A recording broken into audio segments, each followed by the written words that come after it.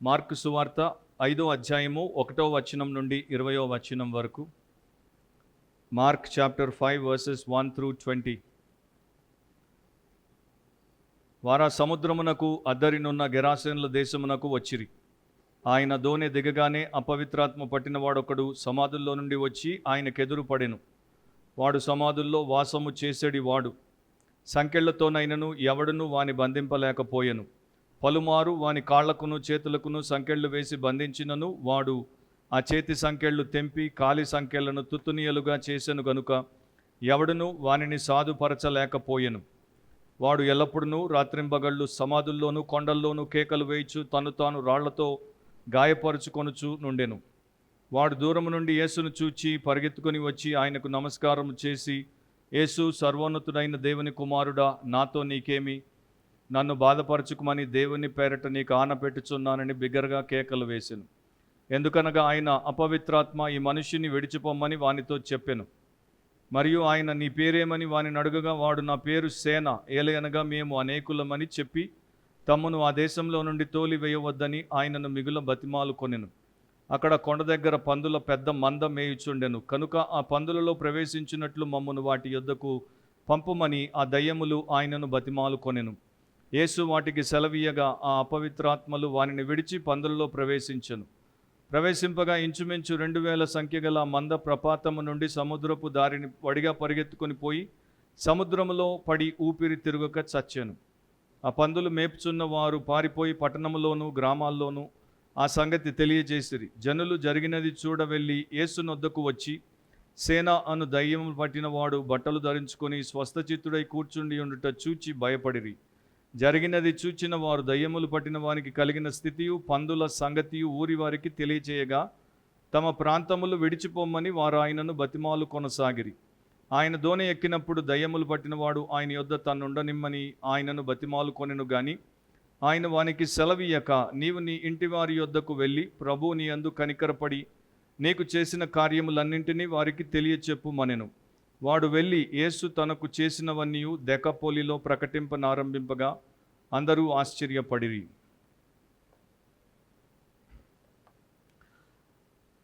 పరిశుద్ధుడు అయిన మా దేవా, ఈ వాక్య భాగంలో నుండి ఈ సంఘానికి మీరు మీ ఆత్మ ద్వారా ఈ సమయంలో బోధించండి.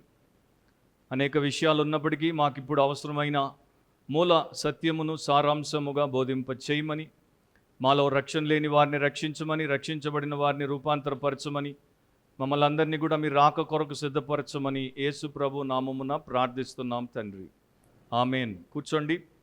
దేవుడి వాక్యాన్ని భయంతో భక్తితో వినండి, శ్రద్ధతో ఆసక్తితో వినండి. మీ హృదయం తెరిచి, మీ బైబిల్ తెరిచి, మీ కన్నులు తెరిచి దేవుడి వాక్యాన్ని వినండి. సో మార్కు సువార్త వచనం వెంబడి వచనం 24వ భాగము, the gospel according to Mark verse by verse part 24. ఈరోజు మన టైటిల్ ఏంటంటే Jesus sets free the demoniac. Jesus sets free the demoniac. యేసు దయ్యం పట్టిన వాడిని విడిపించెను. యేసు దయ్యం పట్టిన వాడిని విడిపించెను. నా మార్కు సువార్త కొన్నిసార్లు చాలా పెద్ద భాగములను మనకు ఇస్తుంది. గతంలో కూడా అట్లాంటి ఒక పెద్ద భాగాన్ని చూశాను. ఇప్పుడు కూడా మనము ఈ 5వ అధ్యాయంలో 20 వచనాలు ఒకే ఒక సంగతి గురించి 20 వచనాల్లో విశదీకరించి దేవుడు రాయించాడు. ప్రతి వచనమును ప్రతి విషయమును మనం ఈ సమయంలో చూడము, కానీ మూల విషయం ఏంటో మనం చూస్తాం. ఇక్కడ ప్రధానంగా మనకు కనబడేది ఏంటంటే, ఒక వ్యక్తి అన్యుల దేశంలో ఉన్నటువంటి ఒక వ్యక్తి, అన్యుల ప్రాంతంలో ఉన్న ఒక వ్యక్తిని దయ్యం పట్టుకుంది. తర్వాత దయ్యములు వాడిలోనికి ప్రవేశించి వాడిని తమ వశంలో పెట్టుకొని వాడి జీవితాన్ని సర్వనాశనం చేయడానికి పూనుకున్నాయి.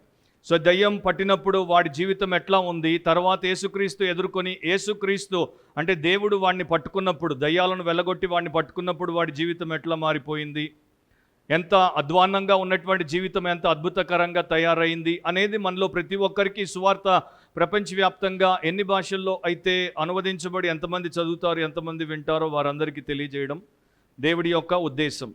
సో ఈ గెరాసేనుల దేశంలో ఉన్నటువంటి ఒక అనామకుడు అపవిత్రాత్మ చేత లేక అపవిత్రాత్మల చేత పీడించబడుతున్నాడు.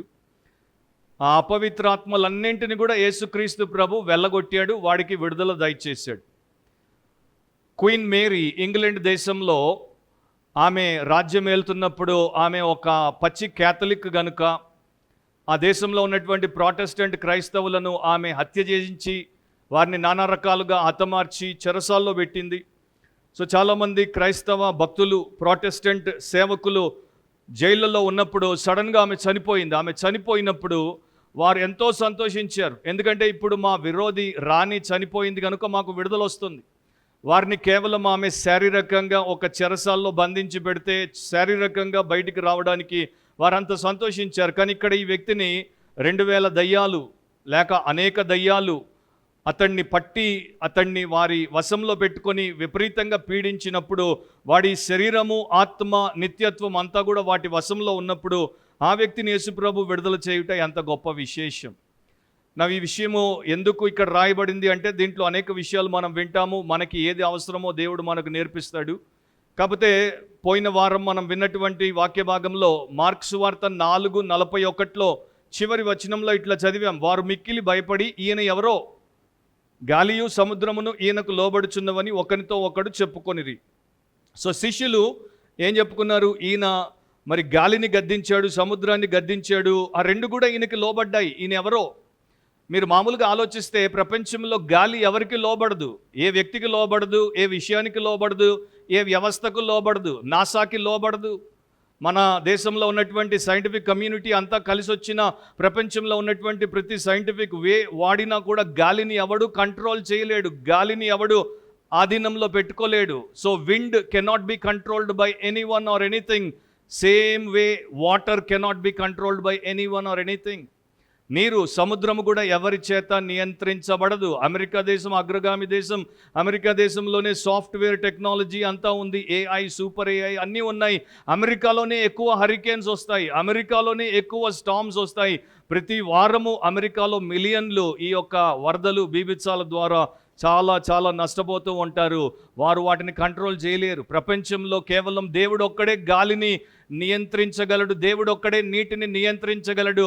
అదే రకంగా దయ్యాలను కూడా మనుషులు, మానవ సమాజాలు నియంత్రించలేవు. దయ్యాలను నియంత్రించగలిగినటువంటి ఏకైక వ్యక్తి దేవుడు, యేసుక్రీస్తు దేవుడు. ఆయన ఇది మీ కొరకు చేశాడు. మీలో ఆయన దేవుడిగా ఎన్ని కార్యాలు చేయగలడో మీరు తెలుసుకోండి అన్నట్టుగా ఈ విషయాన్ని దేవుడి వాక్యం మనకి చూపిస్తోంది. 5వ అధ్యాయం విశేషం ఏంటంటే దీంట్లో 3 మీద యేసు ప్రభు తన అధికారాన్ని చూపిస్తాడు. మొదటిది డీమన్స్ మీద, దయ్యముల మీద ఆయన సర్వాధికారి. తర్వాత వచ్చేటువంటి సంఘటన ఏంటంటే డిజీజ్, రోగం మీద ఆయన సర్వాధికారి.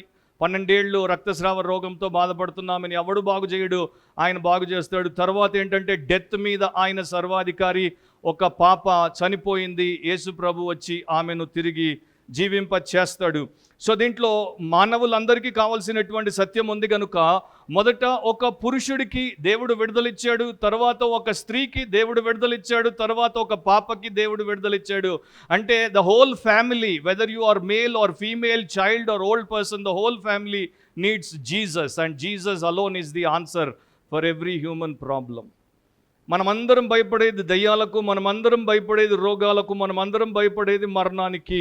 అండ్ వీటన్నింటినీ మన నుండి దూరం చేసి మనకు భయం లేకుండా అభయం ఇచ్చేవాడు యేసు. అది ఇక్కడ మన మెయిన్ పాయింట్. సో ఆ 20 వచనాలు నేను ఎంత వేగంగా పోవాలో నాకు తెలియదు, ఇప్పుడు పరిగెత్తడం చేత కాదు. 2 పాయింట్స్. మొదటిది ద డీమన్ పొజెషన్. 1వ వచనం నుండి 12వ వచనం వరకు. వచనం వెంబడి వచనం మనం పోదాం. దయ్యం పట్టిన వాడు వారా సముద్రమునకు అద్దరినున్న గెరాసేనుల దేశమునకు వచ్చిరి. సో ఈ ఉదంతం కూడా మనకి మత్తయి సువార్త 8వ అధ్యాయంలో ఉంది, మార్కు సువార్త 5వ అధ్యాయంలో ఉంది, లూకా సువార్త 8వ అధ్యాయంలో ఉంది. కాబట్టి ఇక్కడ సమస్య ఉంది. ఆ ప్రాంతం పేరు ఒక సమస్య, అదొక డిస్ప్యూటెడ్ ఇష్యూ అన్నమాట. మత్తయి ఏమో గదరేనియుల అని అంటాడు, మార్కేమో గెరాసేనుల అంటాడు, లూకా తెలుగులో కాదు ఇంగ్లీష్లో చదివితే గెర్గసేని అని లూకా అంటాడు. సో 3 పేర్లు ఆ ప్రాంతానికి ఇవ్వబడింది కనుక ఏ ప్రాంతం అనేది తెలుసుకోవడం కొంత కష్టమైంది. కాబట్టి ఇక్కడ ఆయన గెరాసేనుల దేశమునకు అని మార్కు చెప్పాడు. ఇంగ్లీష్లో రీజన్ ఆఫ్ గెరాసేనస్ అని ఉంటుంది. సో ఆ దేశం అంతట్లో ఒక చోట అని దాని యొక్క అర్థం. ఎందుకంటే మీరు ఇప్పుడు ఇజ్రాయెల్ దేశానికి వెళ్తే గెరాసేన్ అనేటువంటి పట్టణము 35 మైళ్ళ దూరంలో ఉంటుంది ఈ యొక్క లేక్కి. ఈ గలిలియ సముద్రానికి సరస్సుకి 35 మైళ్ళు అంటే 53 కిలోమీటర్లు అనుకుంటాను. అంత దూరంలో ఉంటుంది కనుక అది లిటరల్గా ప్రాక్టికల్గా ఇక్కడ ఆ ప్రాంతము కాదు. కాకపోతే ఆ టైంలో ఫిలిప్ అనేటువంటి టెట్రార్క్ ఆ గలిలియ ప్రాంతాన్ని పరిపాలిస్తున్నాడో ఆయన టైంలో ఒక ప్రాంతమును గెరాసా అనేవారు. అది గ్రీకులో గెరాసా, కానీ దాని యొక్క అరబిక్ నేమ్ కెర్సా. ఈ కెర్సా అనేటువంటి ప్రాంతము జస్ట్ 2 మైళ్ళ దూరంలోనే ఈ యొక్క సరస్సుకి దగ్గరగా ఉంటుంది. అక్కడ కొండలుంటాయి, అక్కడ లోయలుంటాయి, అండ్ అక్కడ గుహలు ఉంటాయి. కనుక సమాధులకి అండ్ ఈ యొక్క పందులు పరిగెత్తి రావడానికి గల కొండ ప్రాంతానికి అన్నిటికీ అది సూటబుల్గా ఉందని బైబిల్ పండితులు, బిబ్లికల్ ఆర్కియాలజిస్టులు దానిని సూచిస్తారు. బట్ ఖచ్చితంగా చెప్పడం కష్టం. 2వ వచనం, ఆయన దోణి దిగగానే అపవిత్రాత్మ పట్టిన వాడొకడు సమాధుల్లో నుండి వచ్చి ఆయనకెదురు పడెను. సో 4వ అధ్యాయంలో దోణి ఎక్కాడు, శిష్యులతో వచ్చాడు. ఆ యొక్క సముద్రంలో తుఫానును ఎదుర్కొన్నారు, దాన్ని గద్దించాడు, నిమ్మలమైపోయింది. అవతల వైపు అద్దరికి వచ్చారు. అద్దరికి ఎక్కడికి వచ్చారు? గెరాసేనుల దేశానికి వచ్చారు. ఆయన దోణి దిగాడో లేడో టైం ఎప్పుడో మనకి చెప్పబడలేదు. కానీ దిగ్గానే అపవిత్రాత్మ పట్టిన వాడొకడు సమాధుల్లో నుండి ఆయనకు ఎదురుపడ్డాడు. వెంటనే ఇమీడియట్లీ అనేది మార్కులో మనకు కనబడేది.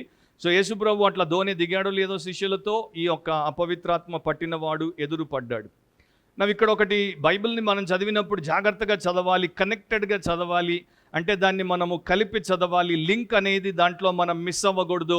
అందుకనే మనము టాపికల్ ప్రీచింగ్ అంటే ప్రతి వారం ఒక ప్రసంగం, ఒక అంశం, ఒక ప్రసంగము కన్నా ప్రతి వారము ఒక గ్రంథమును వచనం వెంబడి వచనం మనము పఠించుట అది శ్రేష్టమని ఆ రకంగా మనం చేస్తాం. మిగతా చర్చెస్లో అట్లా ఉండదు. మోస్ట్లీ ఏం చేస్తారంటే ఒక్కొక్క టాపిక్ చెప్తారు.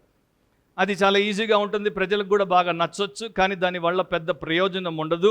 ఎందుకంటే అట్లా టాపికల్లీ చెప్పుకుంటూ పోతే చాలాసార్లు లింకులు అనేవి లేకుండా చాలా పెద్ద బ్లండర్లు సేవకులు చేస్తారు. సో ఇక్కడ మనకి లింకులు చాలా ముఖ్యము.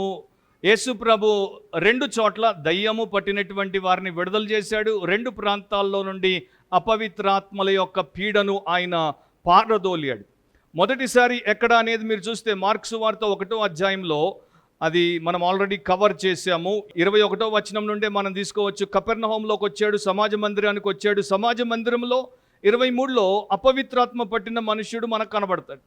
సో ఫస్ట్ యేసు ప్రభు అపవిత్రాత్మ పట్టినటువంటి వ్యక్తిని సమాజ మందిరంలో, యూదుల ప్రాంతంలో సమాజ మందిరంలో దేవుడి పరిశుద్ధ సన్నిధానంలో ఎదుర్కొన్నాడు, వాడిని పారదోలాడు. ఇప్పుడేమో గెరాసేనుల దేశానికి వచ్చాడు, సమాధుల్లోనికి వచ్చాడు. సమాధులు అండ్ గెరాసేనుల దేశము అన్యుల ప్రాంతము. ఇక్కడ సమాధుల్లో ఉన్నటువంటి అపవిత్రాత్మ పట్టిన వాడిని ఎదుర్కొంటాడు, వాడిని తరిమేస్తాడు. సో 2 చోట్ల కూడా ఆయన ఏం చూపిస్తున్నాడు? యూదుల మధ్యలో అయినా అన్యుల మధ్యలో అయినా నేనే సర్వాధికారిని, ఇక్కడ దయ్యాలున్నా అక్కడ దయ్యాలున్నా వెళ్ళగొట్టగలిగినటువంటి ఏకైక దేవుణ్ణి నేనే. అందుకనే రక్షణ యూదుడికైనా అన్యుడికైనా గ్రీసు దేశస్థుడికైనా యేసుక్రీస్తు ద్వారానే. సో అపవిత్రాత్మ అనేది ఈయన మార్చి వాడుతాడు.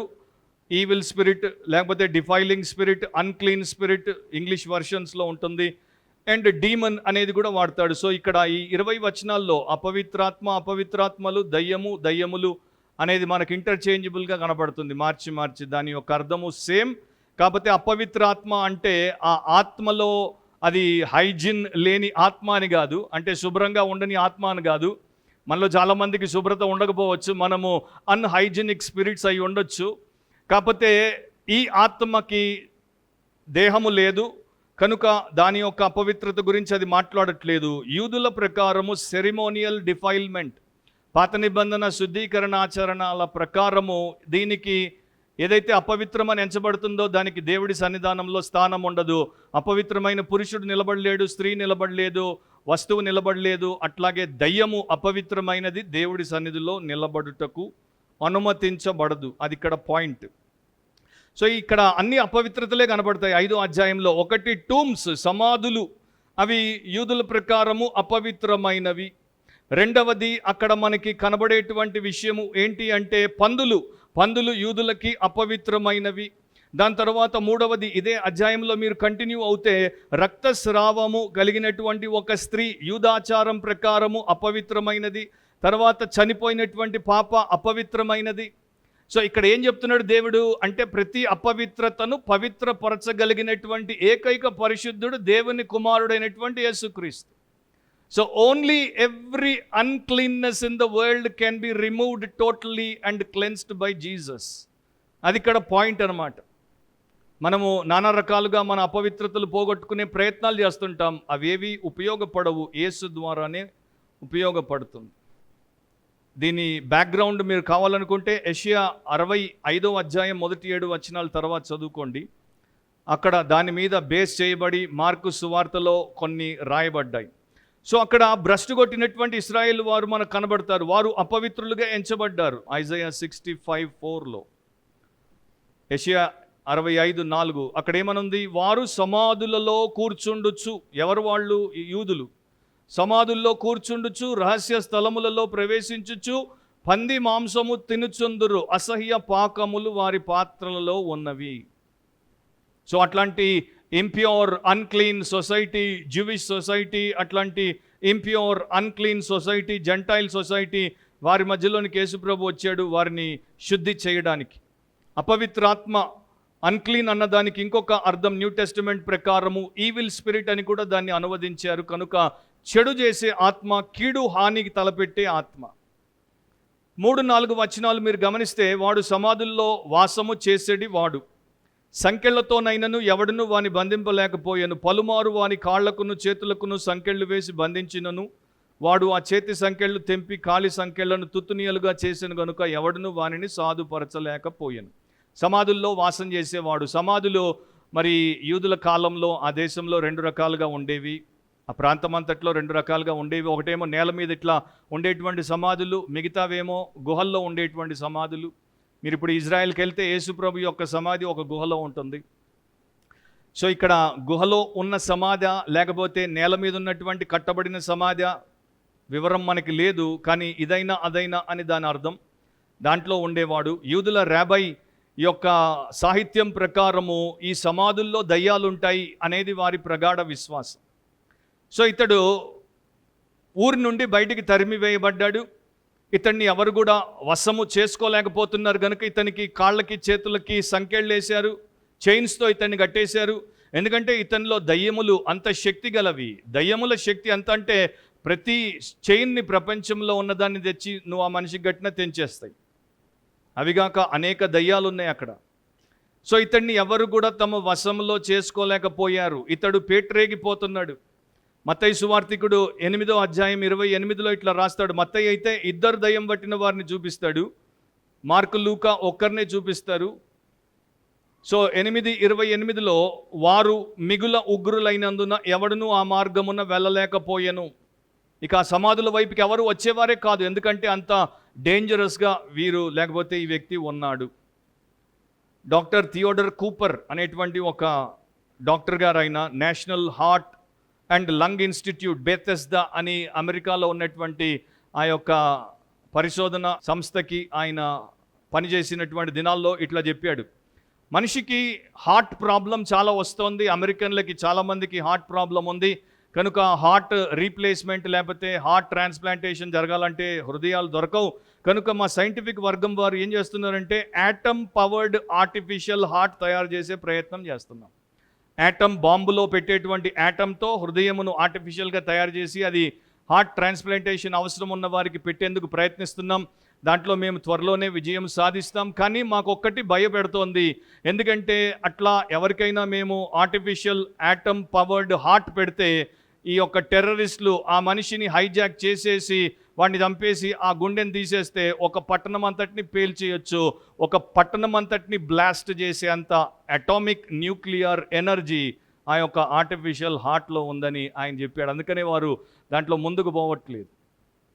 అది చదివినప్పుడు నాకు అనిపించింది, నువ్వు ప్రస్తుతం ఉన్నటువంటి మా గురించి నువ్వు ఆల్రెడీ తెలుసుకోవాల్సింది ఒక పట్టణం ఏంటి, ప్రపంచం అంతటిని ఎగరగొట్టే గుండె మాది.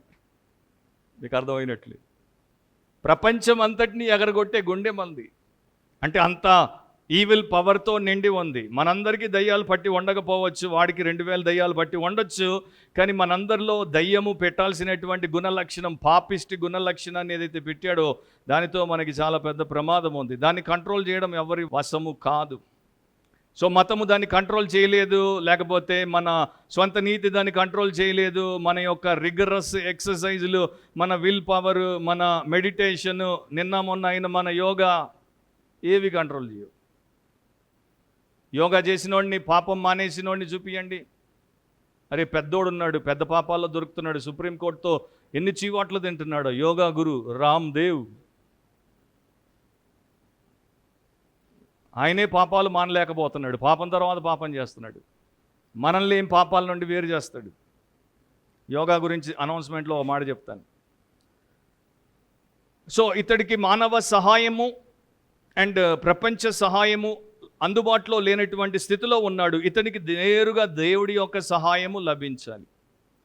కొంతమంది కామెంటేటర్స్ కూడా ఏం చేశారంటే, ఇది చదివి ఇక్కడ దయ్యం లేదు, ఏమీ లేదు, ఇది ఒక మానసిక స్థితి, ఇది ఒక సైకలాజికల్ స్టేట్ ఆఫ్ మైండ్, ఇతడు దయ్యం పట్టిన వాడు కాడు, ఇతడు మానసికంగా సంతులన కోల్పోయిన వాడు, ఇతడు ఒక మెంటల్ కేస్ అని చెప్పి అట్లా కామెంటరీలు రాసిన వాళ్ళు కూడా ఉన్నారు.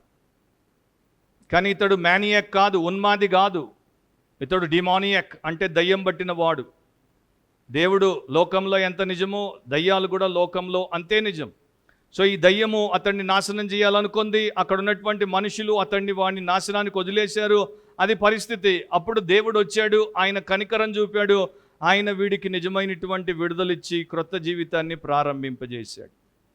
5వ వచనంలో, వాడు ఎల్లప్పుడూ రాత్రింబగళ్ళు సమాధుల్లోనూ కొండల్లోనూ కేకలు వేయిచు తన్ను తాను రాళ్లతో గాయపరుచుకొనుచు నుండెను. సో ముందేమో మనం చూసాము, ముందు చదివిన దాంట్లో ఇతరులకు హాని తలపెట్టే స్థితిలో ఉన్నాడు కనుక కట్టేశారు. ఇప్పుడేమో తనకు తాను హాని కలుగజేసుకుంటున్నాడు.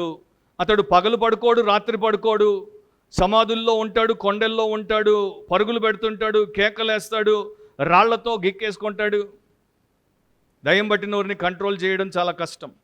అండ్ దయ్యం ఇట్లా చేస్తుందని ఎన్నో చోట్ల వాక్యం మనకు చెప్తోంది. ఇక్కడే మార్కు సువార్త 9వ అధ్యాయంలో ఇంకొక చోట ఇంకొక ఇన్సిడెంట్లో ఏం జరిగిందో చూడండి. 22వ వచనం చదువుతున్నాను. దయ్యం పట్టినటువంటి కుమారుడిని తీసుకుని యేసుప్రభు దగ్గరకు తండ్రి వచ్చాడు. ఆ తండ్రి ఆ బిడ్డ గురించి ఇట్లా చెప్తున్నాడు, అది వాణ్ణి నాశనము చేయవలనని తరచుగా అగ్నిలోను నీళ్లలోనూ పడద్రోయను. ఆ చిన్న బిడ్డను దయ్యం పట్టింది, అది ఏం చేస్తుంది, వాడిని చంపేయాలని చెప్పి అగ్నిలోకి తీసుకెళ్ళి తోస్తోంది, నీళ్లలోకి తోస్తోంది.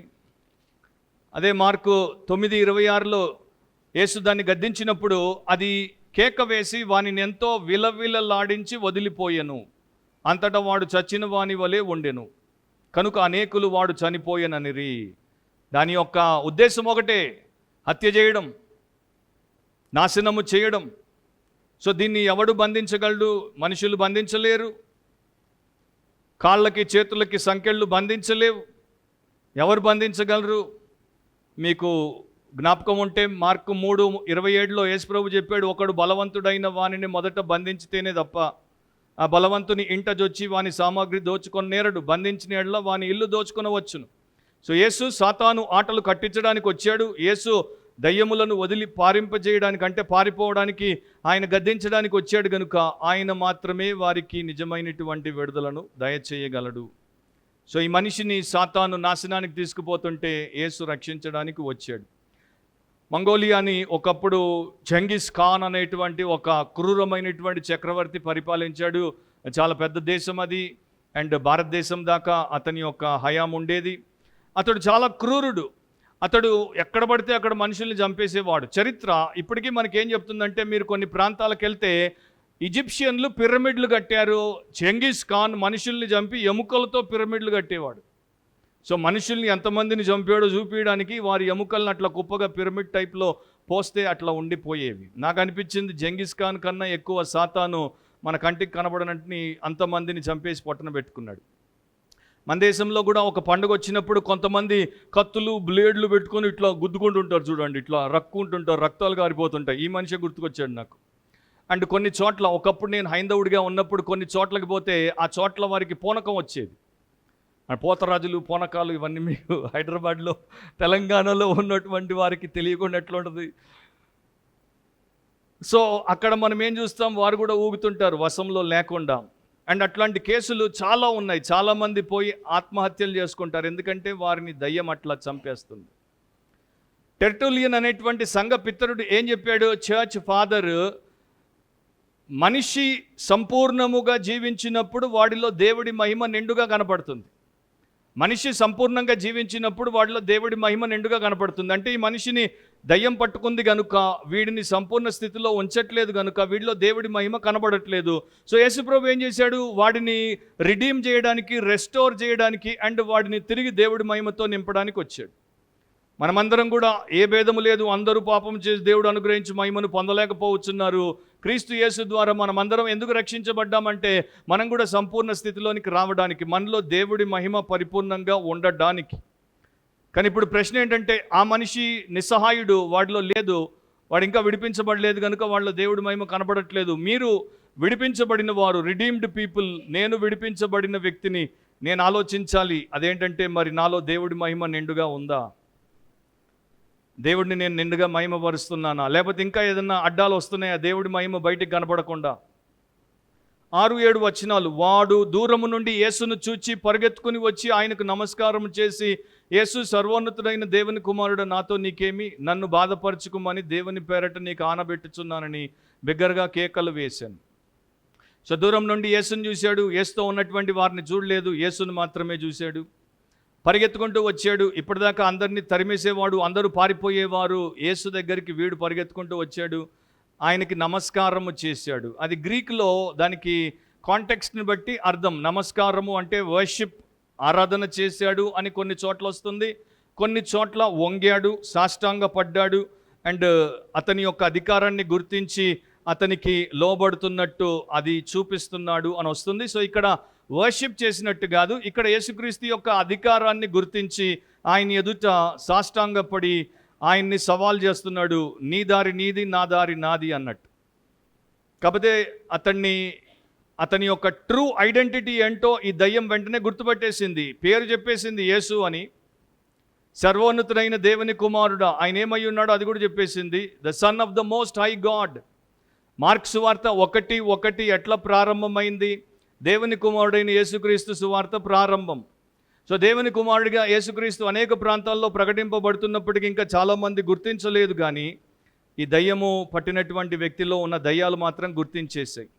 ఆయన అధికారాన్ని, ఆయన శక్తిని అవి ఒప్పుకున్నాయి. కానీ ఆయనతో ఒక ప్రశ్న వేస్తున్నాయి. ఇంగ్లీష్ బైబిల్స్లో వేరియస్గా తర్జుమా చేయబడింది.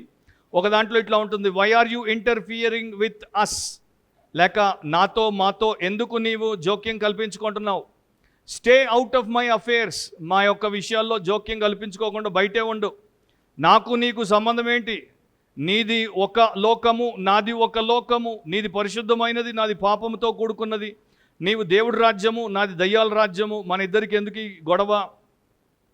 కాకపోతే నాకు ఆశ్చర్యం అనిపించింది ఏంటంటే, 4వ అధ్యాయంలో చివరి వచనం, మొన్నే పోయిన వారమే నేను మీకు చెప్పాను, ఆయనతో ఉన్నటువంటి శిష్యులు, ఆయన బోధలు విన్నటువంటి శిష్యులు, ఆయన అద్భుతాలు చూసినటువంటి శిష్యులు, ఈయన ఎవరో అన్నారు. శిష్యులు అంత నేర్చుకున్న వాళ్ళు ఈయన ఎవరో అంటే, దయ్యం ఫస్ట్ టైం ఆయన్ని ఎదుర్కోగానే ఆయన బోధ ఏమి పూర్తిగా వినకపోతే ఆయన్ని ఐడెంటిఫై చేసి ఈయన సర్వోన్నతుడైనటువంటి దేవుడి కుమారుడు. సో నాకు అనిపిస్తుంది, మనుషుల కన్నా, హ్యూమన్స్ కన్నా డీమన్స్ బైబిల్ స్టడీకి వస్తే బాగా బైబిల్ స్టడీ జరుగుతుంది. అంటే వాటికి ఉన్న ఆసక్తి మనకు లేదు. యేసు ఐడెంటిటీని అవి గుర్తించాయి. మరి మీరు గుర్తించారో లేదో? యేసు ఐడెంటిటీని మనం గుర్తించినప్పుడు అధికారానికి లోబడతాం. గుర్తించనంత వరకు మనం లోబడం. ఇదొక సత్యం. నీవు ఒక క్రిస్టియన్గా బ్యాప్టైజ్ అయి 10 ఏళ్ళు అయింది, 25 ఏళ్ళు అయింది, ఎన్నో ఏరియాస్ నీవు ఆయనకి సరెండర్ చేయట్లేదు, ఎన్నో ఏరియాస్లో నీవు ఆయనకి లోబడట్లేదు అంటే నువ్వు నిజంగా ఆయన్ని ప్రభువుగా గుర్తించలేదు. నువ్వు గుర్తిస్తే నువ్వు చేస్తావు.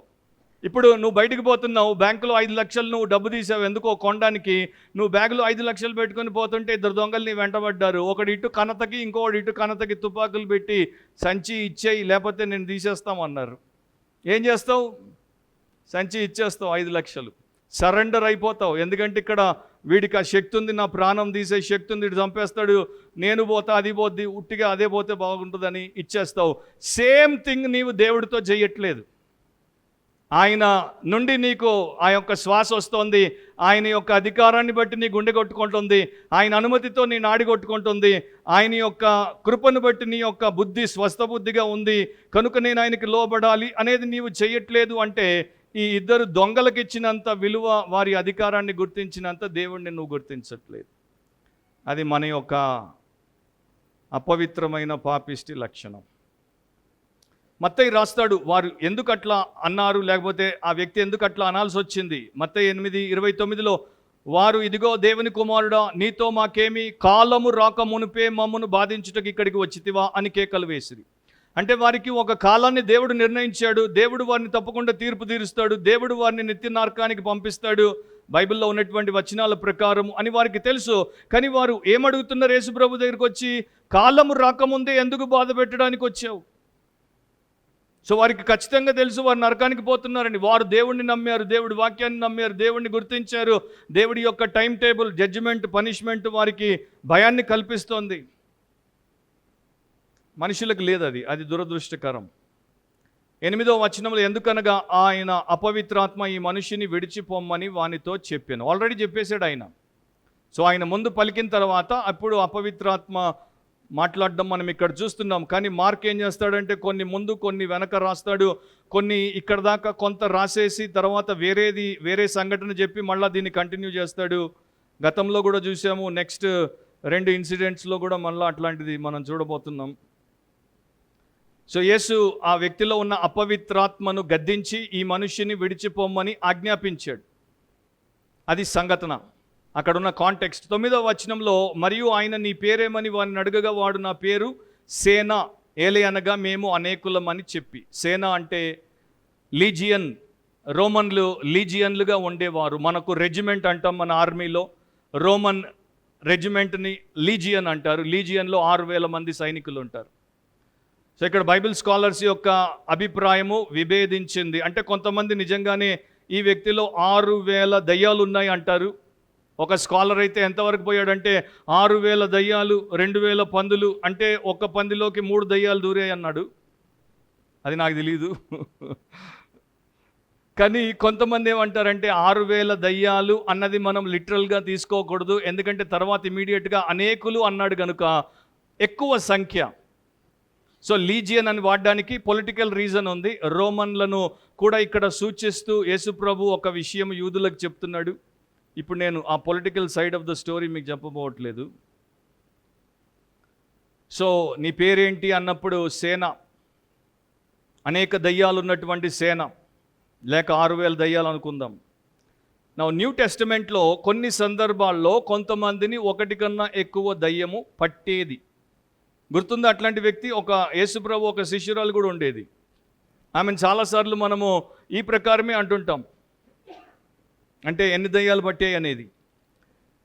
మత్తయి సువార్త 12వ అధ్యాయంలో మీరు 43 నుండి 45 వరకు చదువుకుంటే, ఒక అపవిత్రాత్మ ఒక మనుషుణ్ణి వదిలిపోతుంది, విశ్రాంతి వెతుకుతుంది, నీరు లేని చోట్ల తిరుగుతుంటుంది. విశ్రాంతి దొరక్కపోతే నేను వదిలి వచ్చిన ఆ ఇంటికి తిరిగి వెళ్దాం అనుకుంటుంది. ఆ ఇంట్లో ఎవరు ఉండరు, అది ఊడ్చి అమర్చి ఉండుట చూస్తుంది. వెళ్ళి తనకంటే చెడ్డవైన మరి 7 దయ్యములను వెంటబెట్టుకొని వచ్చును. అవి దానిలో ప్రవేశించి అక్కడనే కాపురం ఉండును. సో ఎన్ని దయ్యాలు వచ్చేసాయో చూడండి ఇక్కడ. లూకా 8, మీరు ఇంకా నాకు చెప్పలేదు ఆ శిష్యురాలి పేరేంటో. లూకా 8వ అధ్యాయం 2వ వచనం, అక్కడ ఆ శిష్యురాలి పేరు రాయబడి ఉంది.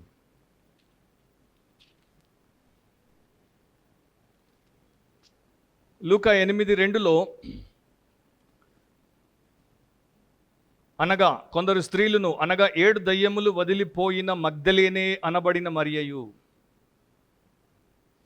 సో ఈయనది రికార్డ్ బ్రేక్ అన్నమాట. వారిలో 7, ఒకరిలో 8, ఇంకొకరిలో 10, అట్లా ఎన్ని ఉన్నాయో మనకు తెలియదు. కానీ ఈయనకైతే 6,000 దయ్యాలు. సో ఒక పాతకాల భక్తుడు అంటాడు, మనకిప్పుడు దయ్యాలు పట్టిన ఆ పీడ లేదు, కానీ మనలో ఉన్నటువంటి దయ్యాలు ఇంకో టైప్ దయ్యాలు. ఇవి దయ్యాలకే దయ్యాలు అంటాడు ఆయన. Legion of sin. ఆయన పేర్కొన్నటువంటి దయ్యాలేంటి?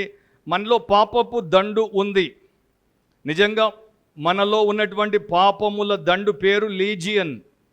మనలో కోపం ఉంది, ద్వేషం ఉంది, నిగ్రహము లేదు, హత్య చేయాలనుంది, అపవిత్రత ఉంది, అవిశ్వాసం ఉంది, నిజాయితీ ఉండదు, అస్పష్టత ఉంది, వేషధారణ ఉంది, అబద్ధాలు ఉన్నాయి, వంచన ఉంది, కృతజ్ఞత లేకపోవడం ఉంది, అవిధేయతలు ఉన్నాయి, అసహనం ఉంది, అసంతృప్తి ఉంది, అసూయ ఉంది, దురాశ ఉంది, మనలో అశ్లీలత ఉంది, మనలో లాంఛనప్రాయంగా ఉంటామంటే పైన పటారం లోన లొటారం, మనలో మూఢనమ్మకాలు, విగ్రహారాధనలు, దైవ దూషణలు, నాస్తికత్వము, అధికారాన్ని తిరస్కరించడము, శక్తిని ధిక్కరించడము, జ్ఞానాన్ని తక్కువ చేయడము, అపవిత్రతను పెంచడము, పవిత్రతను చులకన చేయడము, దేవుడి మంచితనానికి కృతజ్ఞత చూపించకపోవడము,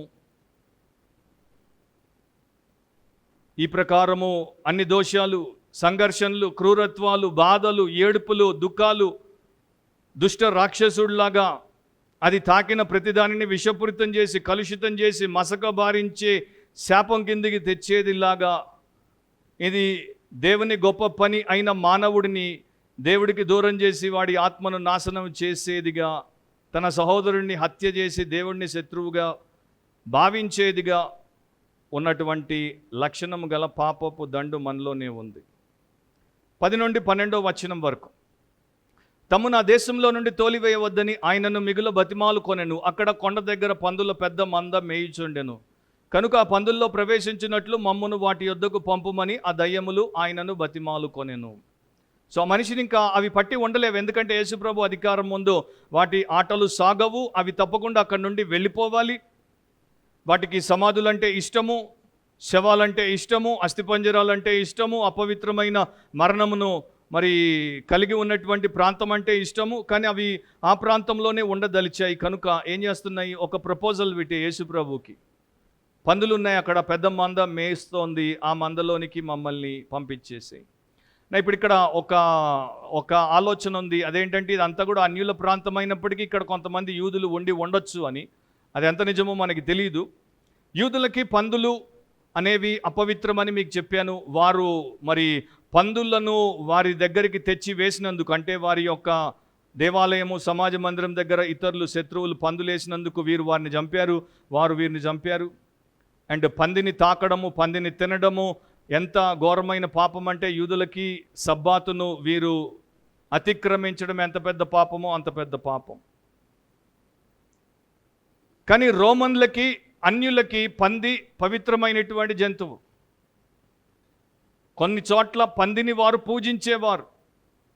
అండ్ వారి యొక్క ఉత్సవాల్లో, విగ్రహ సంబంధమైన ఉత్సవాల్లో పందిని వారు వధించి, పవిత్ర జంతువుగా వధించి దేవతలకు బలిగా పెట్టి దాన్నే వారు తినేవారు. సో ఇప్పుడు చూడండి, ఒక వర్గానికేమో అదంటే చీదరింపు, ఇంకొక వర్గానికి అదంటే గొప్ప గౌరవం. సో ఈ రెండిటికి సరైనటువంటి లెసన్ జీసస్ ఇక్కడ నేర్పించాలి. సెకండ్ పాయింట్లోనికి వచ్చేయండి. ద డివైన్ పర్మిషన్ 13 నుండి 20వ వచనం వరకు.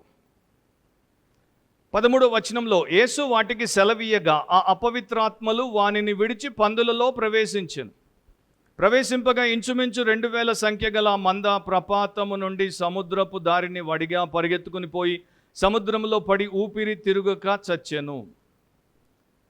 మార్క్ మనకి ఎందుకు పందుల్లోనికి మమ్మల్ని అనుమతించమని దయ్యాలు యేసును అడిగాయో కారణము చెప్పడు. సో మార్క్ ఎట్లాంటి ప్రీచరు, ఎట్లాంటి థియోలాజియన్ అంటే ప్రతిదానికి కారణాలు చెప్పడు. మెయిన్ పాయింట్ ఏంటో చెప్పుకుంటూ వెళ్ళిపోతాడు. కొన్నిసార్లు మనము అవసరమైన వదిలేసి అనవసరమైన వాటి కోసం తలబాతుకుంటూ ఉంటాం. అట్లాంటిది అవసరం లేదు, దీంట్లో మెయిన్ పాయింట్ మీకు చాలు అన్నది ఇక్కడ మార్క్ ద్వారా నేర్చుకోవచ్చు. వాటికి నాశనం చేయడం ఇష్టం, ఒక రీజన్.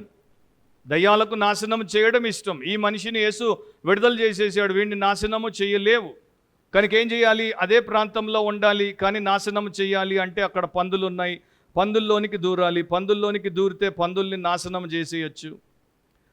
సో పందుల్ని నాశనం చేసి వాటి కసి తీర్చుకోవచ్చు. ఒకటి. రెండవది, పందులు ఆ యొక్క ప్రాంతంలో చాలా ముఖ్యమైనవి, అవి చాలా ఖరీదైనవి. ఒక ఆయనైతే వెలగట్టాడు ఆ టైంలోనే ఒక్కొక్క పంది $35 అని. $35 అంటే అమెరికన్ డాలర్స్ ఎంత? ఒక్కొక్క పంది దాదాపు 3000. సో 2000 పందులు ఇంటూ 3000, లెక్కల తర్వాత వేసుకోండి. సో చాలా పెద్ద ఆస్తి, లేకపోతే వ్యాపార నష్టం.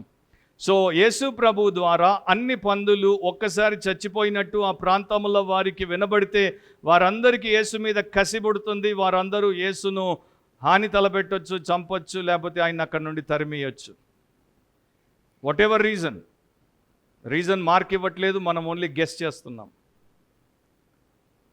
కాబట్టి యేసుప్రభు ఎందుకు అనుమతి ఇచ్చాడు? ఎందుకంటే ఈ వ్యక్తిలో ఉన్నది దయ్యమో, ఈ వ్యక్తిలో ఉన్నది పిచ్చో, ఈ వ్యక్తికి ఉన్నది వెర్రితనమో, ఈ వ్యక్తికి ఉన్నది ఉన్మాదమో అక్కడ ఉన్నటువంటి ప్రజలందరికీ ఎట్లా తెలుస్తుంది? ఎట్లా తెలుస్తుంది? ఆ వ్యక్తి నుండి దయ్యాలు వెళ్ళిపోయి సైలెంట్గా ఉంటే, వాయిలెంట్ మ్యాన్ సైలెంట్ మ్యాన్ అయిపోతే ఎట్లా తెలుస్తుంది? అందరికీ తెలియదు ఎవరికి. సో యేసు ఏం చేశాడంటే, వీడిలో ఉన్న పీడ ఎంత పెద్దది, వీడిని ఎన్ని దయ్యాలు పట్టాయి అనేది ప్రపంచం అంతటికి రుజువు చేయడానికి ఇక్కడ నుండి అక్కడికి పోమన్నాడు. సో ఇవన్నీ అక్కడికి పోయి పందులన్నీ పెంచే వారి యొక్క వశము నుండి అట్లా ఉరికిపోయి నీటిలో దూకి సచ్చి ఏం నిరూపించాయంటే, వీడిలో ఇన్ని దయ్యాలు ఉన్నాయి, ఇదిగో దయ్యాలన్నీ కూడా ఇట్లా పోయి వాటిని చంపేసాయి. ఇప్పుడు ఎవడు కూడా ప్రశ్నించడానికి ఇక మాట ఎత్తి అనలేరు. సో జీసస్ ఒక ఎవిడెన్స్ని చూపించాడు. ఇది సివియర్ సైకలాజికల్ డిజార్డర్ కాదు, ఇది సివియర్ స్పిరిచువల్ డిజార్డర్ అని. సో దేవుడు రక్షిస్తాడు, సాతాను నాశనము చేస్తాడు. కొంతమందికి కొంత ప్రాబ్లం వచ్చేసింది. మమ్మల్ని కూడా అడిగారు, నన్ను కూడా అడిగారు, ఎందుకు అన్ని పందులు చంపేశాడు? అరే వారి ప్రాబ్లం ఏంటంటే, అట్లా దయ్యాలు పట్టినోడు ఎంత దారుణంగా ఉన్నోడిని యేసుప్రభు విమోచించాడు, రక్షించాడు, గొప్ప వ్యక్తిగా మార్చాడు, వాడిని 10 పట్టణాలకు దీవెన చేశాడు అన్నది పాయింట్ కాదు. ఎందుకు 2000 పందుల్ని చంపేశాడు అంటే వీళ్ళ ఫోకస్ ఎప్పుడు కూడా తప్పుడు విషయాల మీదే ఉంటుంది. సో తప్పు పట్టడం వీరికి ముఖ్యం అన్నమాట. ఎందుకంటే వీరికి మనిషి విలువ తెలియదు. కానీ ఇప్పటికి కూడా మనం ఏం చూస్తాము, రోడ్డు మీద పోతుంటే యాక్సిడెంట్ అయితే ఒక కుక్కో, ఒక పందో, ఒక గాడిదో చచ్చిపోతే మనం ఆగం. కానీ ఒక మనిషి బైక్ మీద నుండి కింద పడి వాడు బతుకున్నాడు, దెబ్బ తగిలినా కూడా ఆగుతాం. అయ్యో యాక్సిడెంట్ అంటాం, అయ్యో రక్తం వచ్చింది అంటాం, అయ్యో ఇరిగిందేమో అంటాం. అంటే మనిషికి అంత విలువ ఉంది. అండ్ దేవుడు మానవుడికి విలువనిస్తాడు, ఎందుకంటే ఆయన పోలికలో ఆయన స్వరూపమందు చేయబడ్డాడు. మత్తయి 12:12 యేసుప్రభువే చెప్పాడు, గొర్రె కంటే మనుషుడెంతో శ్రేష్ఠుడు. సో గొర్రె కన్నా మనుషుడెంతో శ్రేష్ఠుడు. లూకా 12:7 మీ తల వెంట్రుకలన్నీ లెక్కింపబడి ఉన్నవి, భయపడకుడు, మీరు అనేకమైన పిచ్చుకల కంటే శ్రేష్ఠులు కారా? సో ఒక చోట గొర్రె కంటే మనుషుడు శ్రేష్ఠుడు, ఒక చోట అనేకమైన పిచ్చుకల కంటే మనుషులు శ్రేష్ఠులు. అండ్ ఇక్కడ ఈ 2000 పందుల కన్నా, వీటి వల్ల వచ్చే రాబడి కన్నా ఈ మనుష్యుడు శ్రేష్ఠుడు. ఎందుకంటే ఒకడు తన లోకమంతటిని సంపాదించుకొని స్వంత ప్రాణమును కోల్పోతే వానికి ఏం ప్రయోజనం? అంటే ఒక్క మనిషి లోకము కన్నా విలువైన వాడు. ఇప్పుడు పజిలింగ్ క్వశ్చన్ ఏంటంటే, అంటే ఇప్పుడు మనందరికీ రావాల్సిన క్వశ్చన్ ఏంటంటే, 2000 పందుల్లోకి వెళ్ళి ఈ పందుల్ని నీటిలో ముంచి చంపాయి, తర్వాత ఏమయ్యాయి దయ్యాలు? హోంవర్క్ అది మీకు. బైబిల్ చదవండి బాగా. పురాతన కాలంలో యూదులకి అన్యులకి ఉన్నటువంటి ఒక ప్రగాఢ విశ్వాసం, నెదర్లాండ్ అంటారు. నెదర్లాండ్ అంటే యూరోప్లో ఉన్న నెదర్లాండ్స్ కాదు, నెదర్లాండ్ అంటే పాతాళం. సో సముద్రపు అట్టడుగు భాగంలో పాతాళం ఉంటుంది కనుక దయ్యాలు వాటిని తీసుకెళ్ళి సముద్రంలో ముంచాయి, అవి ఇక పాతాళానికి పోయాయి. 2 పేతురు 2:4 దేవదూతలు పాపం చేసినప్పుడు దేవుడు వారిని విడిచిపెట్టక పాతాళ లోకమందలి కటిక చీకటి గల బిలములలోనికి త్రోసి తీర్పుకు కావలిలో ఉంచబట్టకు వారిని అప్పగించెను. యూదా పత్రిక ఒకే అధ్యాయం ఉంటుంది, 6వ మరియు తమ ప్రధానత్వమును నిలుపుకొనక తమ నివాస స్థలమును విడిచిన దేవదూతలను మహాదినమున జరుగు తీర్పు వరకు కటిక చీకట్లో నిత్య పాశములతో ఆయన బంధించి భద్రము చేసెను. ఇది ప్రాబబిలిటీ.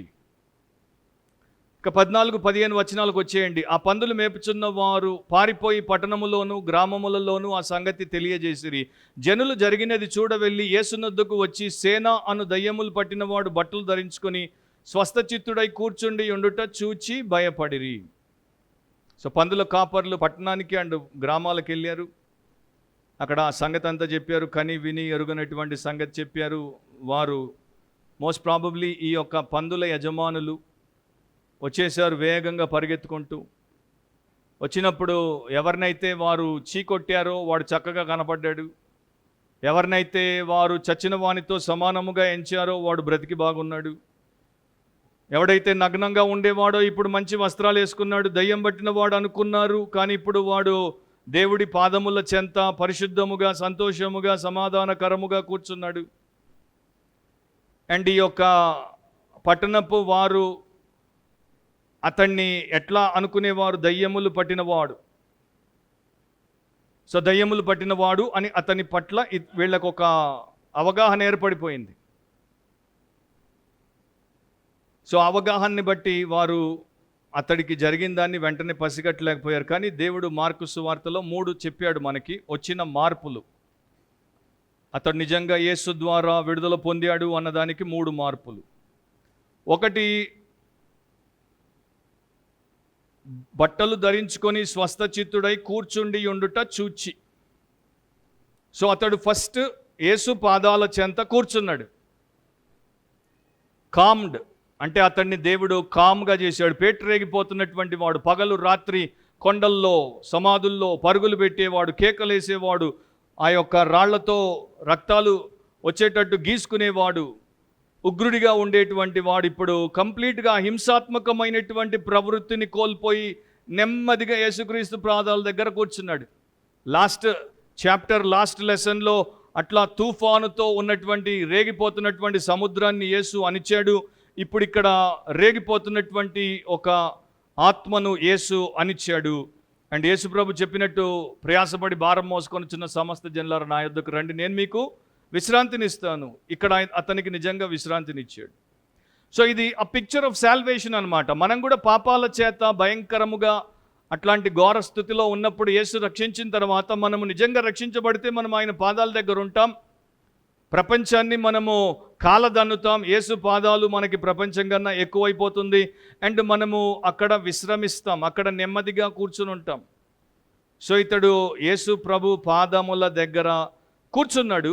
రెండవది, క్లోత్డ్, అతడు వస్త్రాలు వేసుకున్నాడు. ముందు అతడు రాళ్లతో ఇట్లా గీసుకుంటుంటే ఉన్న వస్త్రాలన్నీ కూడా పేలికలు చీలికలు అయిపోయి ఉండాలి. నిజానికి లూకా 8:27లో లూకా ఏం చెప్పాడు? బహుకాలము నుండి బట్టలు కట్టుకొనక. ఇతని బట్టలు ఎప్పుడో పోయినాయి. బహుకాలము నుండి అపవిత్రాత్మ చేత పీడించబడుతున్నాడు, సమాధుల్లో ఉన్నాడు, నగ్నంగా ఉన్నాడు, జుట్టు బాగా పెరిగిపోయి ఉండొచ్చు, మనిషి విపరీతంగా కనపడి ఉండొచ్చు. సమాజము అతన్ని వదిలేసింది, అతనికి బట్ట కప్పడానికి కూడా వారు ప్రయత్నం చేయలేదు. కానీ ఇక్కడ యేసు మరి చెప్పాడా లేకపోతే శిష్యులే కప్పారా మనకి తెలియదు. కానీ డైరెక్ట్గా మార్క్ అంటాడు, అతడు వస్త్రములు తొడుక్కొని ఉన్నాడు, బట్టలు ధరించుకొని ఉన్నాడు. సో మనందరం కూడా పాపులముగా ఉన్నప్పుడు దేవుడి ఎదుట నగ్నంగా ఉన్నాం, నీచులముగా ఉన్నాం. కానీ యేసు మనల్ని నీతిమంతుడిగా మార్చినప్పుడు ఆయన నీతి వస్త్రంతో కప్పేశాడు. రక్షణ పొందనటువంటి వారు ఇంకా దేవుడి ఎదుట నగ్నంగానే ఉన్నారు, కానీ రక్షించబడిన వారు నీతి వస్త్రంతో కప్పబడ్డారు. మూడవది ఏంటి? అతడు స్వస్థచిత్తుడై ఉన్నాడు, కండిషన్డ్. ముందేమో అతడు అన్కంట్రోల్డ్ అనమాట, ఇప్పుడేమో టోటలీ కంట్రోల్డ్, కండిషన్డ్. ఇప్పుడు అతన్ని యేసు తన మనస్సుతో అతన్ని తన వ్యక్తిగా మార్చేసుకున్నాడు. ముందేమో సాతాను వ్యక్తిత్వం, సాతాను మనస్తత్వం, ఇప్పుడేమో యేసు వ్యక్తిత్వం, యేసు మనస్తత్వం. ఇక్కడ యేసు ప్రభు ఏమీ చేయలేదు, సింపుల్గా మాట ఆ అపవిత్రాత్మకి చెప్పాడు, ఈ మనిషిని విడిచి వెళ్ళిపోమని. జస్ట్ ఆ మాటతో ఆ వ్యక్తికి విడుదల వచ్చేసింది. సో ఎంత గొప్ప మార్పును దయ్యం పట్టిన వాళ్ళలో యేసుప్రభు చేశాడు. నిజముగా రక్షింపబడినటువంటి ప్రతి ఒక్కరిలో ఎంతో గొప్ప మార్పును యేసుప్రభు చేస్తాడు. సో ఈ వ్యక్తిని మీరు గమనిస్తే ఇతడు ఒకప్పుడు చాలా భీకరంగా ఉండేవాడు, పేటరేగిపోయేవాడు. మనలో కూడా చాలామంది అపవిత్రులు ఉన్నారు, అధములు ఉన్నారు, అహంకారంతో ఉన్నవారు ఉన్నారు, అత్యాశలు కలిగిన వారు ఉన్నారు, అసూయలు పెట్టుకున్న వారు ఉన్నారు. అట్లాంటి వారిని మనల్ని దేవుడు రక్షించినప్పుడు ఎంత సాధువుగా చేశాడు, ఎంత స్వచ్ఛమైన వారిగా చేశాడు, ఎంత సత్యాన్ని ప్రేమించే వారిగా చేశాడు అనేది ఆలోచిస్తే ఆయనకి కృతజ్ఞతలు చెప్పకుండా ఉండలేము.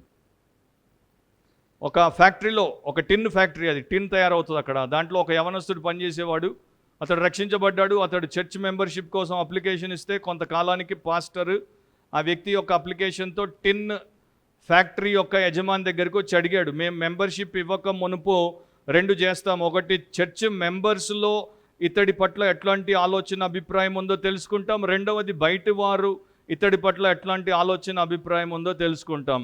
సో మీరు బయటి వారు కనుక మీ ఫ్యాక్టరీలో ఇతడు ఎట్లా ఉన్నాడు, ఎప్పటి నుండి ఉన్నాడు, ఇతడికి మెంబర్షిప్ ఇవ్వచ్చా ఇవ్వకూడదా? సో ఆయన చెప్పాడు, సరే ఇతని గురించి నేను చెప్పాలి, లోపలికి రండి అని లోపలికి తీసుకుని వచ్చి ఒక చైన్ చూపించాడు, పెద్ద చైన్. వీడు మొదట్లో పనికి కుదిరినప్పుడు వీడు పని చేయకుండా బయటికి పోయేవాడు. వీడిని రోజంతా ఇక్కడ చైన్ కేసు కడితే కానీ వీడు పని చేసేవాడు కాదు. వీడు బండబూతులు మాట్లాడేవాడు, వీడు అందరితో తగాదా పెట్టుకునేవాడు. వీడిని సపరేట్గా చైన్ వేసి కట్టి వీడితో పని చేయించాల్సి వచ్చింది. కానీ ఇప్పుడు ఏమైందో, సువార్త విన్నాడంట, రక్షణ పొందాడంట, చర్చికి వెళ్తానన్నాడు. మరి నేను సడన్గా వీళ్ళు ఎంతో పెద్ద మార్పు వచ్చేసింది. ఎంత మార్పు వచ్చిందంటే వీడికి చైన్ వేయకుండానే వీడు తిండి కూడా తినకుండా పనిచేస్తున్నాడు, టీకి కూడా పోడు, రోజంతా పనిచేస్తాడు. ఎంత మంచి మృదువైన మనిషిగా మారిపోయాడు, సాధువు అయిపోయాడు, చక్కని భాష మాట్లాడతాడు, ఎవరితో తగాదాకి దిగడు, చక్కగా నాకు ఒక అసెట్ అయిపోయాడు, లయబిలిటీ ఒక అసెట్ అయిపోయాడు. అండ్ ఇప్పుడు నేను ఇతన్ని ఎంత నమ్మగలనంటే నా దగ్గర ఉన్న బంగారం అంతా వీడికి కళ్ళు మూసుకొని ఇచ్చేయగలను అన్నాడు. అండ్ నా కోరిక ఏంటంటే, పాస్టర్ గారు ఈ పిల్లోడే కాదు, వీడితో పాటు ఇంకా కొంతమంది ఫ్యాక్టరీలో పనిచేసే పిల్లలు ఉన్నారు, ఆ పిల్లలందరినీ కూడా తీసుకెళ్ళండి మీ చర్చికి. ట్రూ టెస్టిమనీ అది. అట్లా మార్పు చెందినటువంటి వారు ప్రపంచంలో ఉన్నారు. మీకు వింతగా ఉంది అంటే మీరు ఇంకా మారలేదు కనుక వింతగానే ఉంటుంది. కానీ అట్లా మార్పు చెందిన వారు ఉన్నారు. ఇక 16-17లో జరిగినది చూచిన వారు దయ్యములు పట్టిన వానికి కలిగిన స్థితియు పందుల సంగతియు ఊరి వారికి తెలియచేయగా తమ ప్రాంతములు విడిచిపోమ్మని వారు ఆయనను బతిమాలు కొనసాగిరి. వీరు ఈ యొక్క పందుల యజమానులు వచ్చేసి అక్కడ జరిగిందంతా చూసిన తర్వాత వారు ఆశ్చర్యపోలేదు, వారు దాన్ని బట్టి సంతోషించలేదు, దేవుడి ఎదుట సాష్టాంగపడలేదు, దేవుడిని స్తుతించలేదు, ఆయన్ని సన్మానించలేదు. సింపుల్గా వారు దాన్ని యాక్సెప్ట్ చేయలేకపోయారు.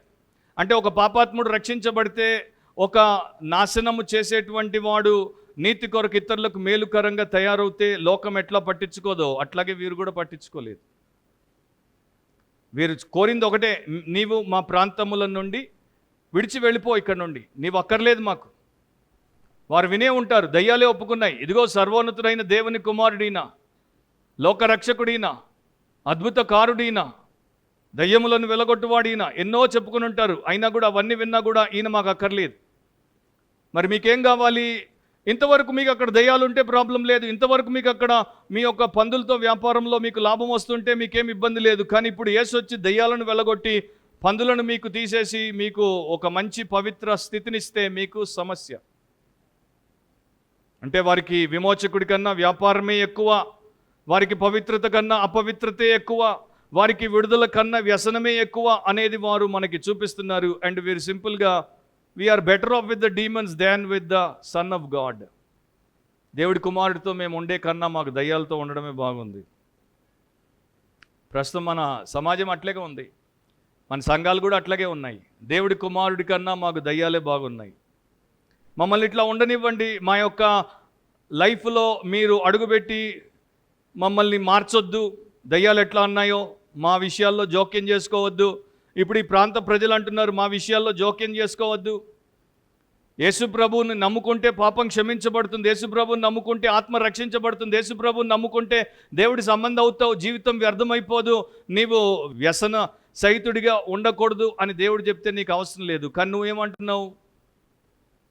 Do not disturb my comfort, నా యొక్క సౌకర్యాన్ని నీవు డిస్టర్బ్ చేయొద్దు. Do not disturb my schedule, నా షెడ్యూల్ని నువ్వు డిస్టర్బ్ చేయొద్దు. Do not disturb my plans, నా యొక్క పథకాలు, నా కోరికలు డిస్టర్బ్ చేయొద్దు. Do not disturb my possessions, నా ఆస్తిపాస్తుల్ని డిస్టర్బ్ చేయొద్దు. Do not disturb my pleasures, habits, నా యొక్క సుఖభోగాలను, అలవాట్లను నువ్వు డిస్టర్బ్ చేయొద్దు. Do not change my personality, నన్ను వ్యక్తిత్వంలో మారమని చెప్పొద్దు. Do not disturb my religion, my faith, do not disturb my life. So చర్చికి రావడం చాలామందికి ఇబ్బంది ఉండదు, వస్తారు, కూర్చుంటారు, వెళ్ళిపోతారు. బోధకుడు బోధ చేస్తాడు, బాధపడతాడు, నో ప్రాబ్లం. వారు వింటారు, కొంతమంది వినరు, కొంతమంది ఫోన్లో ఏదో చేస్తుంటారు, కొంతమంది అక్కడ కూర్చొని ఏదో ప్లాన్ చేస్తుంటారు, కొంతమంది మధ్యాహ్నం పోయి ఏం తిందాం అనుకుంటుంటారు, కొంతమంది అక్కడ కూర్చొని అది రాలేదా ఈరోజు, అది వచ్చింటే బాగుండేది, ఇట్లా అంటుంటారు. సో వాళ్ళకి జీసస్ అవసరం లేదు. ఈ రోజున పర్వాలేదు, ఆయన లోకంలో ఉండి ఆయనకి అన్యాయస్తులుగా ఉన్నారు, రేపు ఆయనతో ఉండరు, పరలోకానికి రారు, నిత్య నరకానికి అగ్నిగంధకాలతో మండే గుండానికి పోతారు.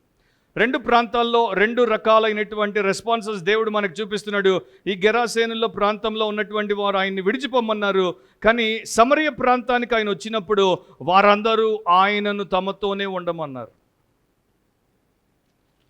సమరయ ప్రాంతం, యోహాను సువార్త 4వ అధ్యాయము 40వ వచనంలో మీరు చదువుతారు. ఆ సమరయులు ఆయన యొద్దకు వచ్చి తమ యొద్ద ఉండుమని ఆయనను వేడుకొనిరు గనుక ఆయన అక్కడ 2 దినములు ఉండెను. సో ఉండమంటే ఉంటాడు, పొమ్మంటే పోతాడు. ఆయన ఎవరి మీద బలవంతము చేయడు. దేవుడు ఎవరిని బలవంత పెట్టడు. వోల్తేర్ అనేటువంటి ఒక నాస్తికుడు, దుష్టుడు మరణ పడక మీద ఉన్నప్పుడు యేసుని ఇప్పుడైనా నమ్ముకో అంటే ఏం చెప్పాడు తెలుసా? ఆ యేసు పేరొత్తొద్దు, నన్ను కనీసం నెమ్మదితో చావనివ్వు అని చచ్చిపోయాడు ఆయన. 18, 19, 20 ముగింపు. ఆయన ధోని ఎక్కినప్పుడు దయ్యములు పట్టిన వాడు ఆయన యొద్ద తన్నుండనిమ్మని ఆయనను బతిమాలుకొనెను గాని దయ్యాలు బతిమలాడుకున్నాయి, దేవుడు అనుమతించాడు. వీళ్ళు వేడుకున్నారు, ఈ ప్రాంత ప్రజలు. దేవుడు అంగీకరించి వెళ్ళిపోయాడు ధోనెక్కి. కానీ దయ్యములు పట్టినవాడు ఇప్పుడు విడుదల పొందాడు, ఇప్పుడు యేసు దాసుడైపోయాడు, దేవుడి ఆత్మతో నింపబడ్డాడు. ఇప్పుడు అతడు యేసుతో ఉండనిమ్మంటే యేసు అతన్ని కాదు అంటాడు. సో ప్రతి ప్రార్థన తన చిత్త ప్రకారమే ఆయన జవాబిస్తాడు. దాని వెనక ఆయన ఉద్దేశం ఉంటుంది. 19లో ఆయన వానికి సెలవీయక, నీవు నీ ఇంటి వారి యొద్దకు వెళ్ళి ప్రభువు నీ యందు కనికరపడి నీకు చేసిన కార్యములన్నింటినీ వారికి తెలియచెప్పమనెను. ఇప్పుడు ఇక్కడ ఒకటి మీరు అండర్స్టాండ్ చేసుకోండి, చెప్పడానికి టైం లేదు. ఈ గాస్పల్ ఆఫ్ ద మార్క్లోనే మనం గతంలో ఉన్నాం. కొంతమందిని ఫాలో మీ అంటాడు, నా వెంబడి రండి అంటాడు, నా వెంబడి రండి. కానీ ఇక్కడేమో నా వెంబడి రావద్దు, గో హోమ్ అంటున్నాడు. నా వెంట రావద్దు, వెనక్కి నీ ఇంటికి పో అంటున్నాడు. సో ఇప్పుడు ఏని ఫాలో మీ అన్నాడు, బీని గో హోమ్ అంటున్నాడు. మనం ఏం నేర్చుకోవాలంటే ఏ పట్ల దేవుడి చిత్తం, బి పట్ల దేవుడి చిత్తం, దేవుడి ఇష్టం. సో ఏ చేసినట్టు బి చేయాలని, బి చేసినట్టు ఏ చేయాలని మనము అనుకోకూడదు. దేవుడు ఏమి ఎవరికి చెప్తే వారు అది చెయ్యాలి. సో కొందరిని రమ్మన్నాడు, ఇతడిని నీ ఇంటికి పొమ్మంటున్నాడు. సో ఇతడు రక్షించబడ్డాడు. రక్షించబడిన తర్వాత యేసు పాదాల దగ్గర కనపడతాడు, వస్త్రాలు ధరించి కనపడతాడు, మంచి మనసుతో కనపడతాడు. యేసుతోనే ఉందామనుకుంటున్నాడు. ఎందుకు ఉందామనుకుంటున్నాడు? బహుశా యేసు వెళ్ళిపోతే మళ్ళా దయ్యాలు పడతాయి అనే భయం ఉండొచ్చు. లేకపోతే యేసు నాకు ఇంత గొప్ప కార్యము చేశాడు, కృతజ్ఞతతో ఆయనే నా యజమాని, ఆయనకే నా జీవితం, నా సమస్తము, నేను త్యాగము చేసి ఆయనతోనే ఉంటాను అనుకుని ఉండొచ్చు. ఏది ఏమైనప్పటికీ ఇతడు నిజమైన శిష్యుడు. మారు మాట్లాడకుండా యేసు చెప్పినట్టు వాడు వెళ్ళి 20లో వాడు వెళ్ళి యేసు తనకు చేసినవన్నీ దెకపొలిలో ప్రకటింపనారంభింపగా అందరూ ఆశ్చర్యపడిరి. తన ఇంటికి పోయాడు, తన భార్య బిడ్డలకి చెప్పాడు, తన బంధువర్గానికి చెప్పాడు, ఇరుగు పొరుగుకి చెప్పాడు. సో మొదట ఎప్పుడు కూడా రక్షింపబడిన వాడు తన ఇంట్లో సాక్ష్యం ఇస్తాడు, ఇంటి నుండి మొదలు పెడతాడు. తర్వాత వీధిలో సాక్ష్యం ఇస్తాడు, వీధిలో ఉన్న వారికి చెప్తాడు. తర్వాత ఇతర చోట్లకి వెళ్తాడు. కొందరు అక్కడితో ఆగిపోతారు, వారి ఇల్లు వారి వీధి. కొందరు పట్టణం అంతటికి చెప్తారు, కొందరు పక్క పట్టణానికి పోతారు, కొందరు ఇంకో పట్టణానికి పోతారు. ఈయన 10 పట్టణాలకు వెళ్ళిపోయాడు. దెకపోలి అంటే, దెక అంటే 10, పోలీస్ అంటే cities, 10 cities. But historically some times 13 cities ఉన్నాయి, సమ్ టైమ్ 18 సిటీస్ ఉన్నాయి. సో జనరల్గా మనము 10 సిటీస్నే తీసుకుంటున్నాం. సో 10 సిటీస్కి వెళ్ళాడు ఈయన. నా జీవితం ఇట్లా ఉండింది, ఆయన వచ్చాడు, ఇట్లా దాన్ని మార్చేసాడు. సత్యాన్ని చెప్పాడు, వినయంతో చెప్పాడు, ఆసక్తితో చెప్పాడు, భక్తితో చెప్పాడు. ఎంతోమంది తర్వాత ఆ ప్రాంతాల్లో ఉన్నటువంటి వారు ఇతడి సాక్ష్యం, ఇతడి జీవితం ద్వారా రక్షించబడ్డారు. సో మనము దీంట్లో ఏం నేర్చుకుంటున్నాం? దయ్యం పట్టిన వాడిని దేవుడు పట్టుకున్నప్పుడు వాడిని ఎట్లా మార్చేస్తాడు, ఒక మ్యానియాక్ లేకపోతే డీమానియాక్ని ఎట్లా ఆయన మెసెంజర్ ఆఫ్ గాడ్గా మార్చేశాడు. సో నీవు ఇంకా రక్షించబడకపోతే ఇది మంచి సమయం. ఈ మనిషిలో మనకి దేవుడు ఏం చూపిస్తున్నాడు? ప్రపంచంలో ఉన్నటువంటి ప్రతి మనిషి యొక్క చిత్రాన్ని చూపిస్తున్నాడు. పాపముల చేత పట్టబడ్డాం, పీడించబడుతున్నాం, అపరాధాల్లో పాపాల్లో చచ్చిపడి ఉన్నాం, అండ్ మనము నాశనానికి పోతున్నాం. మనకు విడుదల అవసరం. యేసుక్రీస్తు అనే రక్షకుడి ద్వారానే మనకి విడుదల లభిస్తుంది. తలంచండి, కళ్ళు మూసుకోండి, ప్రార్థనలో ఏకీభవించండి. మనల్ని విమోచించుటకు యేసు ప్రభు ఆ సిలువలో మన కొరకు, మన బదులు, మన పక్షముగా వ్రేలాడాడు. ఆయన అక్కడ మన శిక్షను అనుభవించాడు. తన రక్తమును చిందించాడు, ప్రాణమును అర్పించాడు, సమాధి చేయబడ్డాడు, 3వ దినమున తిరిగి లేచాడు. ఆయన పిలుస్తున్నాడు, నా యొద్దకు రండి, నేను మీకు విడుదలనిస్తాను, విశ్రాంతినిస్తాను, మిమ్మల్ని నిజముగా వర్ధిల్ల చేస్తాను. సో నా ప్రియ సహోదరి సహోదరుడా, స్నేహితుడా, ఈరోజు నీవు ఇంకా రక్షింపబడకుండా ఉంటే, నీ మతము, నీ కులము, నీ యొక్క బ్యాక్గ్రౌండ్ ఏదైనా పర్వాలేదు, లోకంలో కొందరు దయ్యాలు పట్టిన వారున్నారు, మిగతా ప్రతి ఒక్కరూ పాపములు పట్టిన వారున్నారు. ఈ రెండింటి నుండి ఏ మనిషి, ఏ విషయము, ఏ వ్యవస్థ మనల్ని వేరు చేసి విడుదల చేయదు. దేవుడు యేసుక్రీస్తే మనకు విడుదల, విమోచన ఇవ్వాలి. సో ఈరోజే నిన్ను ఆయన విమోచిస్తాడు. నిన్ను నీ ఇంటికి, నీ పట్టణానికి, 10 పట్టణాలకి ఆయన చిత్తమైతే ప్రపంచానికి దీవెనకరంగా మారుస్తాడు. పరిశుద్ధుడు అయిన మా తండ్రి, మీ వాక్యమును బట్టి మీ కృతజ్ఞతలు. మీరు ఎంతో జ్ఞానము గల దేవుడు. మీ వాక్యాన్ని కూడా అట్లాగే జ్ఞానపూరితముగా ఒకదానికి ఒకటి జోడించి సువార్తల్లో, గ్రంథాల్లో రాయించారు. వాటిని మేము తెలుసుకోవడానికి పరిశుద్ధాత్మనిచ్చారు. ఆ ప్రకారం మేము నేర్చుకుని నడుచుకోవడానికి మీ కృపను మాకు ఇచ్చారు. వాక్యం విన్న ప్రతి ఒక్కరు రక్షించబడినట్లు, రక్షింపబడిన ప్రతి ఒక్కరూ ఈ మనిషిలాగా నీ పాదాల దగ్గర కూర్చునేవారిగా, నీ నీతి వస్త్రమును తొడుక్కునేవారిగా, స్వస్థబుద్ధి నీ మనస్సును కలిగిన వారిగా, నీ సాక్షులుగా, నీ సేవ చేసేవారిగా, వారిని నమ్మకస్తులుగా చేయమని యేసు నామమును అడుగుచున్నాం తండ్రి. ఆమెన్.